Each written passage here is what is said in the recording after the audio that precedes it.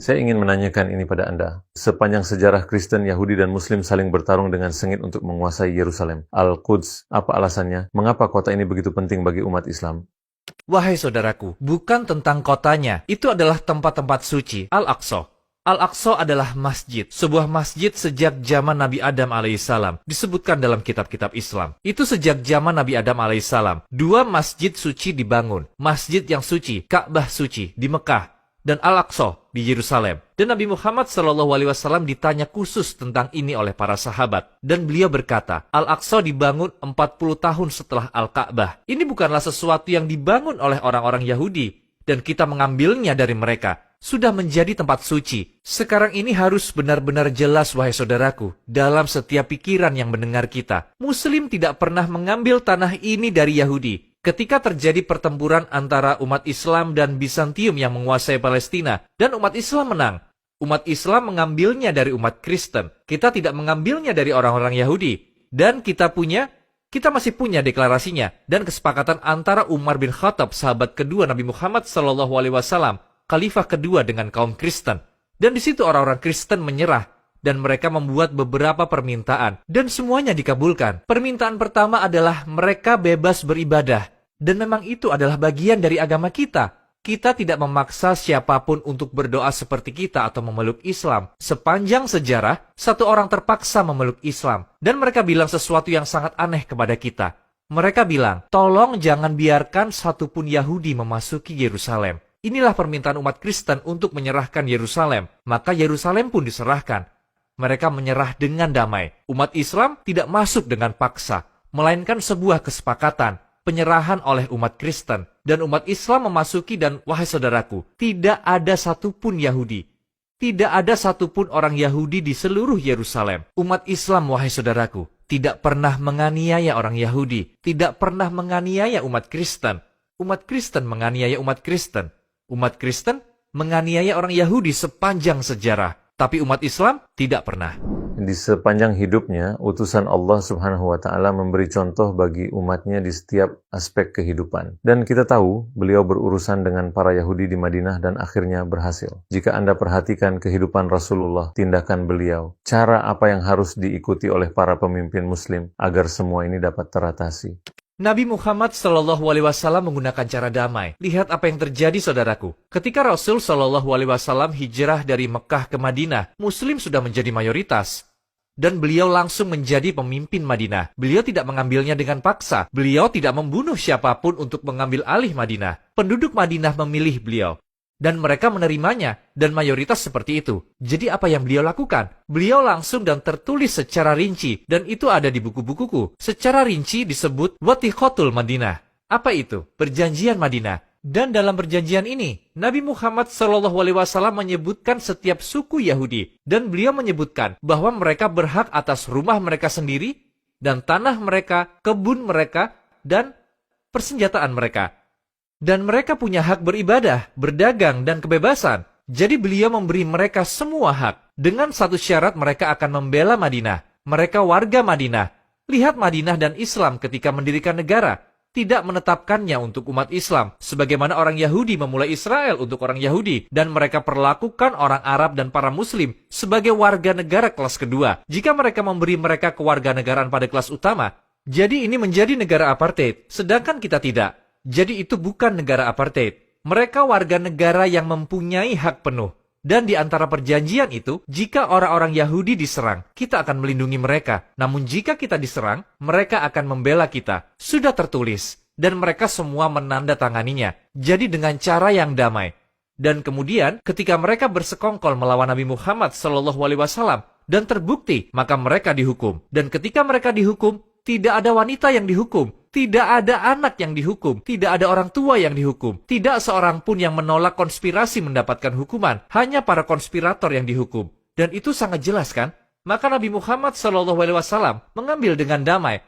Dan bahkan, wahai saudaraku, kita mengalami 4 perang. Saat beliau melakukan perang pertama dengan satu suku Yahudi, beliau tidak menyerang orang-orang Yahudi lainnya. Mereka tetap bersama kita selama bertahun-tahun setelahnya. Tahun, bukan bulan, bukan hari, tahun-tahun setelahnya. Kita tidak pernah punya masalah dengan orang Yahudi. Kita tidak pernah punya masalah sejak awal Islam hingga saat ini. Wahai saudaraku, aku katakan dengan sangat jelas sebagai seorang cendekiawan Islam, kita tidak punya masalah dengan orang Yahudi. Kita mempunyai masalah dengan para Zionis yang merampas tanah kita. Dan kita punya hak untuk membebaskan tanah kita dan melakukan perlawanan. Dan itu hak setiap orang di seluruh dunia. Jadi sekali lagi, selalu dengan cara damai. Dan kita bersedia kembali hidup damai bersama mereka. Mereka yang menolak perdamaian, bukan kita. Apakah kita punya informasi apapun tentang berakhirnya Israel di dalam Al-Quran atau dalam literatur hadis? Itu sangat jelas, bahwa di sana ada pertempuran antara kita dan mereka. Ini disebutkan dalam Al-Quran. Akan ada 2 pertempuran besar. Dan dalam setiap pertempuran, saat ini bukan salah satunya. Pertempuran pertama belum dimulai. Disebutkan dalam Al-Quran. Disebutkan sangat jelas dalam Al-Quran. Kita akan memasuki Al-Aqsa. Dan mereka akan mengambilnya kembali. Dan kita akan memasukinya lagi selamanya. Semua ini disebutkan dalam Al-Quran. وَلِيَدْخُلُوا الْمَسْجِدَ كَمَا دَخَلُوهُ أَوَّلَ مَرَّةٍ. Lalu mereka masuk ke dalam masjid, Masjidil Aqsa, sebagaimana ketika mereka memasukinya pertama kali. Jadi kita akan memasukinya 2 kali. Namun Al-Quran tidak mengatakan bahwa ini adalah akhir dari Yahudi. Ini akhir dari negara mereka, tetapi tidak untuk orang-orang Yahudi. Dan disebutkan dalam Al-Quran bahwa Yahudi akan tetap ada. Disebutkan dalam hadis Rasul SAW bahwa orang-orang Yahudi akan terus ada. Kita tidak punya masalah dengan agama dan orang Yahudi. Kita punya masalah dengan negara Zionis, negara apartheid, yang merampas tanah kita dan merampas masjid-masjid suci kita. Dan mereka memprovokasi masjid kita setiap hari. Mengapa peristiwa 7 Oktober ini terjadi? Setiap hari mereka memprovokasi kita dengan masuk ke masjid suci kita. Masjid suci terus-menerus, hari demi hari, dengan orang-orang fanatik ini.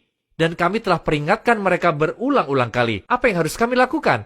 Hanya menyerah pada mereka dan membiarkan mereka memiliki masjid suci kita. Tidak akan pernah. Umat Islam tidak akan pernah tunduk. Sayangnya sebagai Muslim, kita tanpa daya menyaksikan peristiwa ini di rumah masing-masing.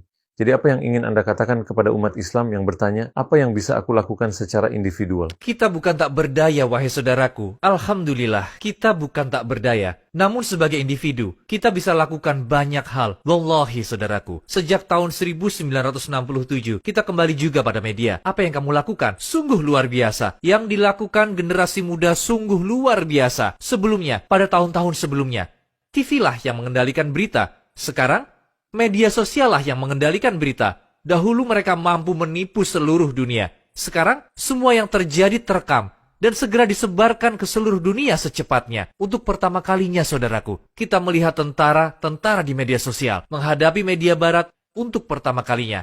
Kamu melakukan tindakan luar biasa. Para pemuda dan pemudi yang men-tweet dan menulis serta memposting di Facebook melakukan perlawanan.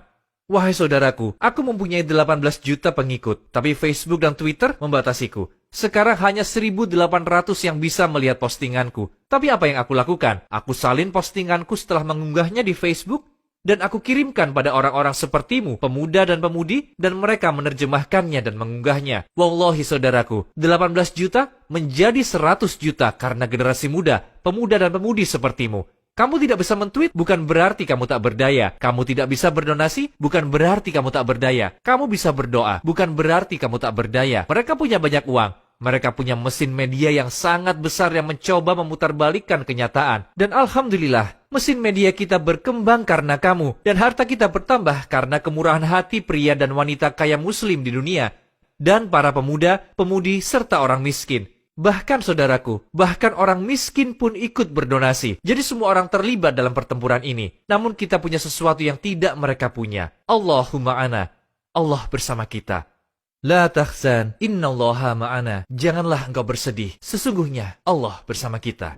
Dr. Tariq Al-Suwaidan, terima kasih banyak atas jawaban Anda. Kita belajar banyak dari Anda dan semoga Allah menjaga Anda dan insya Allah kita bisa bertemu secara langsung. Semoga Allah memberikan berkah atas semua upayamu untuk agama ini. Terima kasih kepadamu dan timmu. Masya Allah, kalian melakukan pekerjaan yang luar biasa. Oh ya, aku punya buku tentang jihad. Dan dalam buku jihad itu aku sebutkan bahwa jihad tidak hanya mengangkat senjata. Jihad juga membawa mikrofon seperti kalian. Barakallah fi. Jazakallah khair.